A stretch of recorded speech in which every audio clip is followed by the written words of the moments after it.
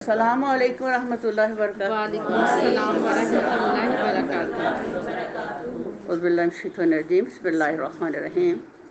رب اشرح لی صدری ویسر لی امری واحلل عقدۃ من لسانی یفقهوا قولی، رب زدنی علما۔ اعوذ باللہ من الشیطان الرجیم، بسم اللہ الرحمن الرحیم۔ وکذالک جعلناکم امۃ وسطا لتکونوا شہداء علی الناس ویکون الرسول علیکم شہیدا۔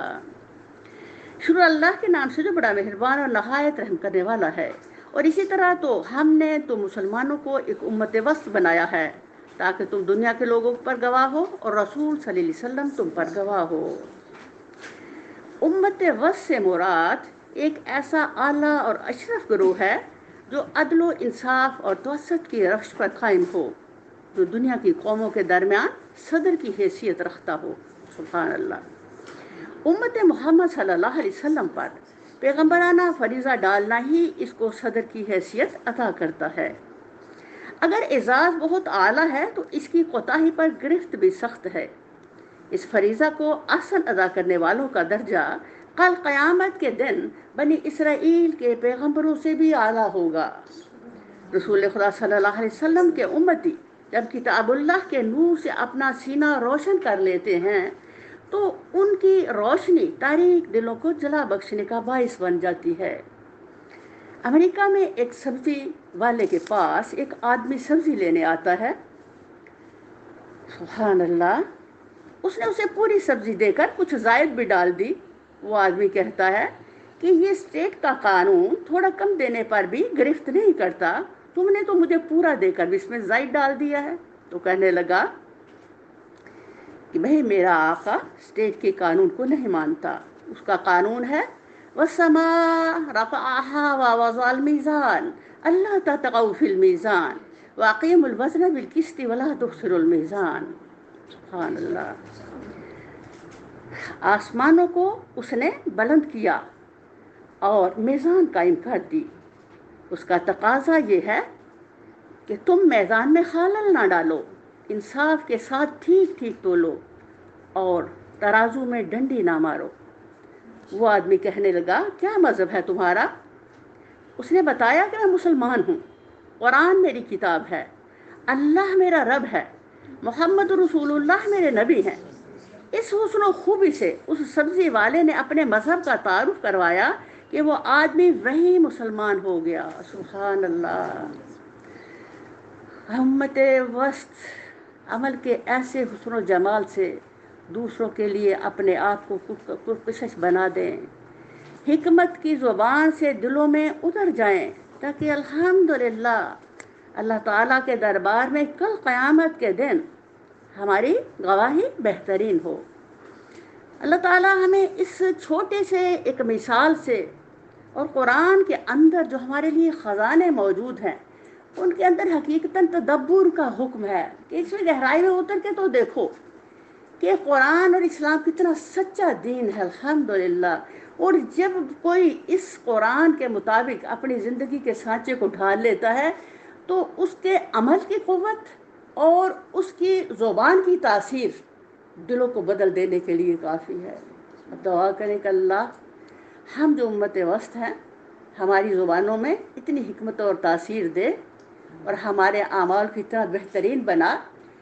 ایک سبزی والا ایک بندے کو مسلمان بنا سکتا ہے تو ایک عالم جون سا ہے اس کو کتنا زیادہ اس دین کے اندر وہ کچھ دینا ہے جو اللہ کو مطلوب ہے۔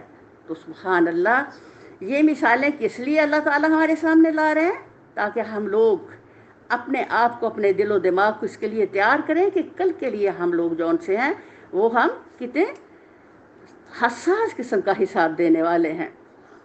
کتاب اللہ جو کائنات کا ایک عظیم معجزہ ہے، معجزہ کہتے ہیں جسے کوئی عاجز نہ کر سکے، جس کے سامنے سب عاجز ہو جائیں۔ سورہ بقرہ کی 286 آیات ہیں۔ 143ویں آیت میں امت وسط کا لفظ آیا ہے جو کہ بالکل درمیان اور سورہ بقرہ کے بالکل سینٹر میں رکھا ہے۔ پوری سورہ اس آیت کا طواف کرتی ہوئی نظر آ رہی ہے۔ سبحان اللہ۔ اس میں بھی اللہ کی حکمت ہے۔ یہ بتانا مقصود ہے کہ نبی کریم صلی اللہ علیہ وسلم کا ظہور دنیا والوں کے لیے اگلوں پچھلوں کے لیے برابر کا نور ہے۔ حضور صلی اللہ علیہ وسلم کے مدینہ شریف میں تشریف لانے کے بعد سورہ بقرہ مختلف اوقات پر آخر تک نازل ہوتی رہی۔ وصال سے چند دن پہلے تک سورہ بقرہ کی آیات نازل ہوئی ہیں، پھر اللہ کے حکم سے لوح محفوظ کے مطابق اس کو کتابی شکل دی گئی۔ تب آیات کی گنتی نہیں تھی، کوئی صحابی یہ نہیں بتا سکتا تھا کہ امت وسط کی آیت کا نمبر کیا ہے۔ قرآن پر سرچ کا کام غیر عرب نے کیا، کیونکہ ان کے پاس علم، فلسفہ اور لائبریریز تھی۔ عرب تو بدو لوگ تھے۔ وسط کی آیت کا نمبر کیا ہے؟ ترتیب کے بعد جب آیات پر نمبر لگائے گئے تو قرآن کے لفظ پر تحقیق ہوئی تو پتہ چلا کہ کس طرح اس آیت کو اللہ تعالیٰ نے بالکل درمیان میں رکھا ہے۔ درمیانی کا لفظ بالکل درمیان میں ہونا اللہ تعالیٰ کے اعداد و شمار میں بھی بڑا گہرا سبق اور پیغام ہے۔ یہ قرآن کا کمال اور پرفیکشن ہے کہ سورہ بقرہ مدینہ کے بعد مدینہ کے پہلے دور کی ہے، کچھ حصہ سیرت کے آخر میں آیا۔ اس کے نزول کے وقت اور آیات بھی نازل ہوتی رہی جو دوسری صورتوں میں شامل ہوتی رہی۔ پتہ چلا کہ یہ یقیناً اللہ کا کلام ہے، انسان کی قدرت اور صلاحیت میں ہی نہیں ہے کہ ایسی ترتیب و تقسیم کر سکے۔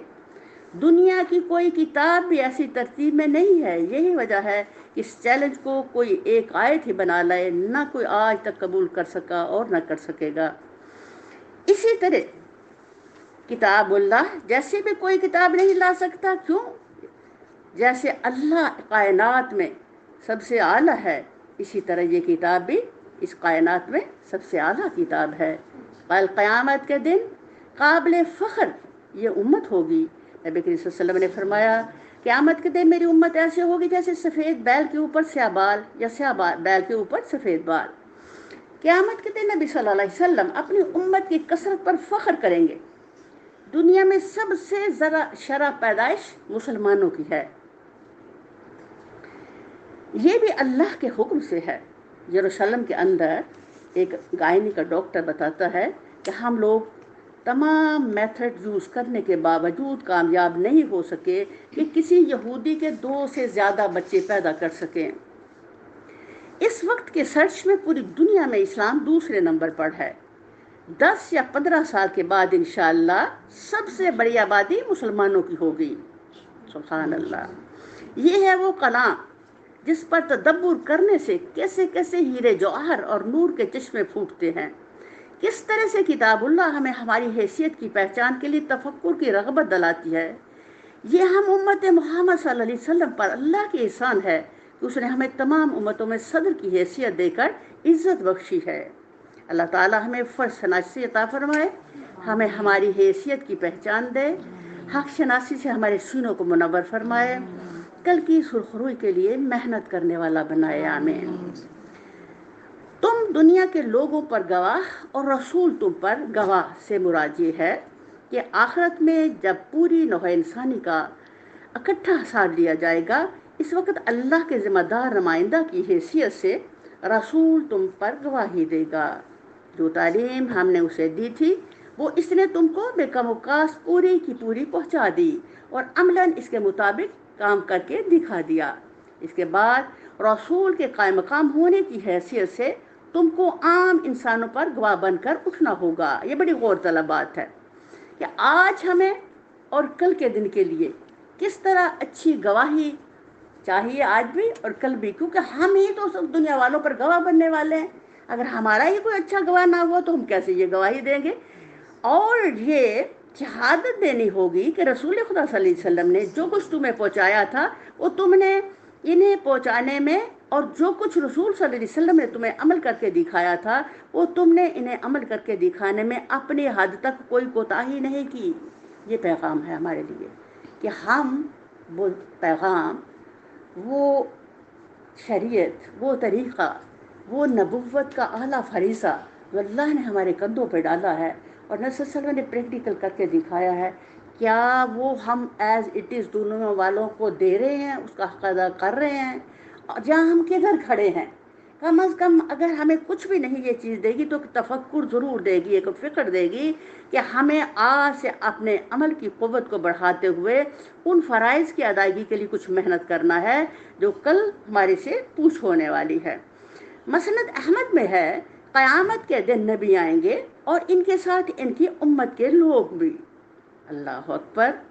ان سے پوچھا جائے گا کیا اس نبی نے تمہیں تبلیغ کی تھی؟ وہ انکار کریں گے۔ نبی سے پوچھا جائے گا تم نے تبلیغ کی؟ وہ کہیں گے ہاں۔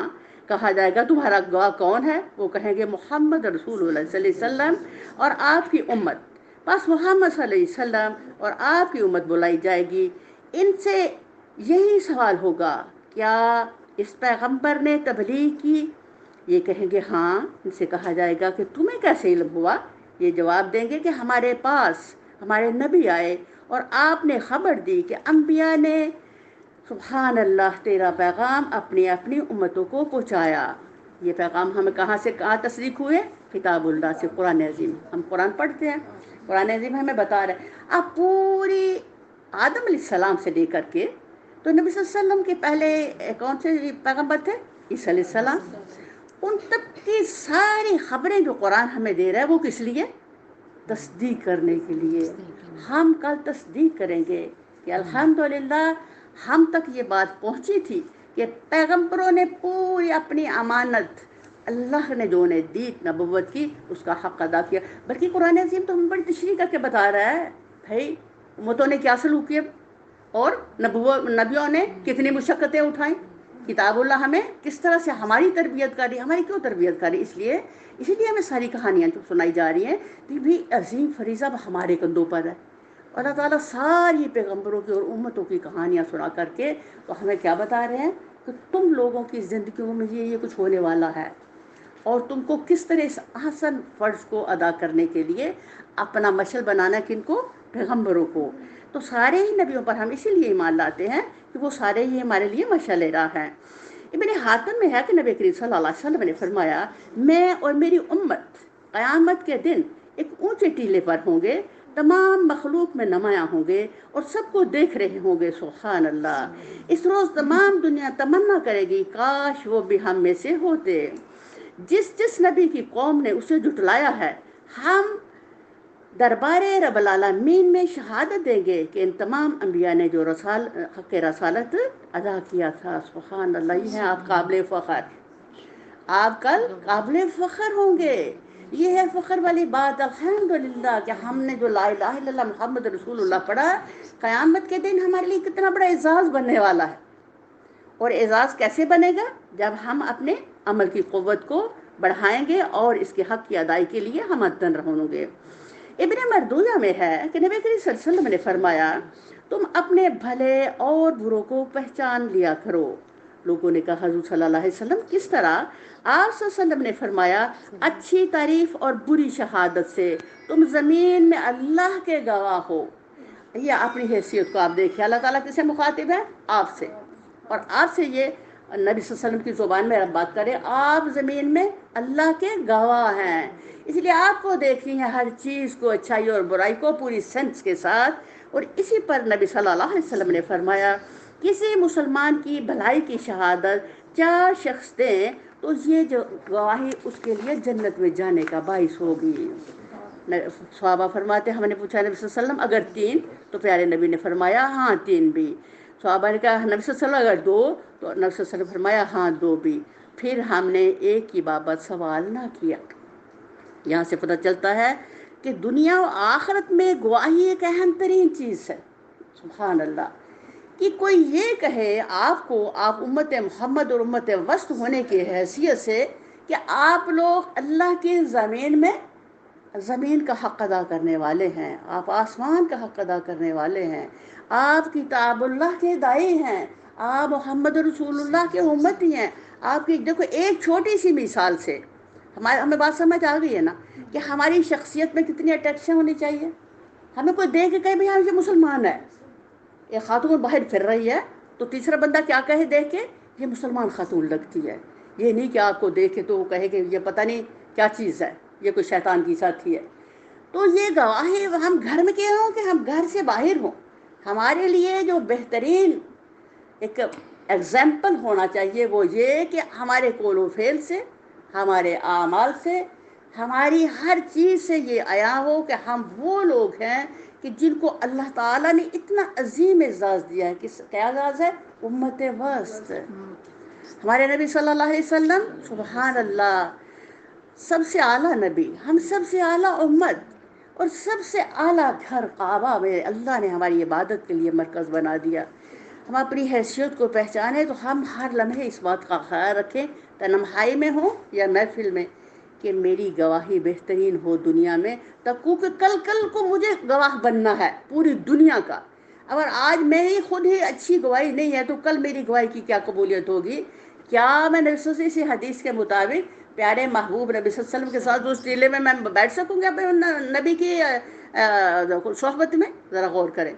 तो इसके लिए कितना ज़रूरी है कि हम इस पैगाम को अपने दिल में डाल लें और इसकी फ़िक्र में लग जाएं कि मैं एक उम्मत वस्त की एक वो खातून हूँ जो अल्हम्दुलिल्लाह ला इलाहा इल्लल्लाह को पढ़ करके पैगम्बराना फरीज़ा अपने कंधों में लिए हुए हूँ। आज भी मुझे बेहतरीन दुनिया को अपना गवाह बनाना है। कैसे गवाह बनाएंगे? ये देखो, अभी तो अल्हम्दुलिल्लाह के इतने इंसान हैं हम पर। हम सूरा असर को देखते हैं। सूरा असर में क्या है? अमनू व अमिलु स्वालिहात व तवासौ बिल हक़ व तवासौ बिस सब्र। 4 शरूत का पूरा करना मुझे उम्मत वस्त की इजाज़त अता कर देता है। मैंने अपने रब पर ईमान लाई और मैंने स्वाले आमाल से, स्वाले इंसान जहाँ भी पड़ाव डालता है पाकीज़ा असरात छोड़ जाता है। आप इस बात को कभी ना भूलिए। आप कहीं जाके बैठी हैं और वहाँ आप भलाई नहीं छोड़ के आई, आप कभी ना ये सोचना कि ऐसा हो कि वो ज़मीन आपके खिलाफ गवाही दे, ऐसा ना हो। बल्कि क्या हो, आप जहाँ भी बैठे, किसी से मिले, रास्ता हो, कहीं नशिस्त हो, कहीं घर हो, बाहर हो, आपने हर लम्हे ये ख्याल रखना है कि भैया मुझे इस जगह का हक़ अदा करना है, इसको बेहतरीन अपना गवाह बनाना है, ताकि क़यामत के दिन सुरखरुई मैं अल्हम्दुलिल्लाह ख़रीद सकूं। और आज की चंद रोज़ा ज़िंदगी के अंदर मैं इतनी बड़ी ख़रीदारी करें, हशर के दिन का हम गुमान तसव्वुर नहीं कर सकते वो कितना बड़ा दिन होगा। और आज की चंद रोज़ा ज़िंदगी में हम लोगों को कि इस ज़मीनों, इस आसमानों को, इन दुनिया वालों को, इस घर बार, इस दरो दीवार को, इस हवाओं फ़िज़ाओं को, हर चीज़ को हमने अपना बेहतरीन गवाह बनाना है। क्योंकि हर चीज़ कल गवाही देगी मेरे हक़ में और मैं गवाह बनूंगी दुनिया वालों के हक़ में। तो अल्लाह करे कि हम दुनिया से अपने लिए बेहतरीन गवाही इकट्ठे करने वाले बन जाएं। जो मेहनत करोगे वही अता किए जाओगे भाई। आप अगर इस मुशक्क़त में सफ़र करें कि अल्हम्दुलिल्लाह मुझे दुनिया वालों तक भलाई पहुँचानी है, तो क्या ख्याल है आपको कि लोग भला नहीं कहेंगे? यकीनन हर कोई कहेगा, भैया इसने मुझे ये लाइन दी थी, क़यामत का भी गवाह और आज का भी, इसने मुझे ये नेक बात बताई थी, मैं इसकी वजह से नमाजी हुई, मैं इसकी वजह से कुरान से लिंक हुई। तो ये सब चीज़ें क्या है? आपकी मुशक्क़त का रिज़ल्ट दुनिया और आखिरत। अल्लाह ने जो इतना एजाज़ आपको दिया है, और हमने किताबुल्लाह के अंदर जो बनी इसराइल को बड़ी सेंसिटिविटी से पढ़ा, उसकी वजह ये कि हमको वो काम नहीं करने जो उन्होंने किए थे, हमको वो काम करने हैं जो पैगम्बरों ने किए थे। अल्हम्दुलिल्लाह। और हम लोगों को अल्लाह ताला इस पैगाम से बड़ा अमीक और गहरा सबक लेने वाला अल्लाह बना दे, और अल्लाह ताला हमें उस दिन की तैयारी करने वाला बना दे कि हम अपने घर के अंदर, हम घर से बाहर हो, जहाँ कहीं भी हो, हमारे लिए हर चीज़ जो है बेहतरीन गवाह बन जाए। बेहतरीन गवाह तभी बनेगा भाई आपके बेहतरीन अमाल होंगे। तो बदअमाल से अच्छी गवाही बन सकती है? नो, कभी बन नहीं सकती। तो अल्लाह करे कि हम कभी भी अपनी ज़िंदगी के अंदर बुरे अमाल को कहीं करीब भी ना आने दें, ताकि अल्हम्दुलिल्लाह हमारी ज़िंदगी का हर सांस जो है वो एक बेहतरीन गवाही ख़रीदने वाला बन जाए, और अल्लाह हमसे राज़ी हो जाए, और अल्लाह हर कदम पर हमारी मदद फरमाए।